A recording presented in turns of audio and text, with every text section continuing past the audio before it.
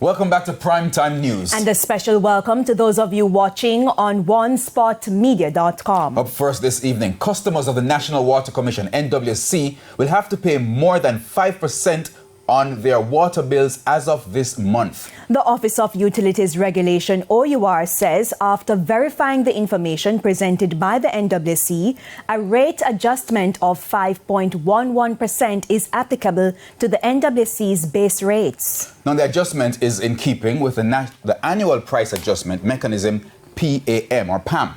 The regulators say there will be no adjustment in miscellaneous and reconnection fees. The NWC had written to the OUR advising that the weights used to calculate the PAM no longer reflect the current cost structure.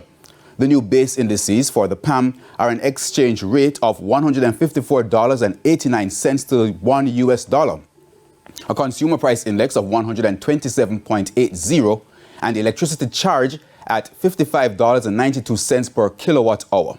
The revised base indices will remain in effect until the next program reset of the annual price adjustment mechanism in April next year or the implementation of new water and sewage tariffs.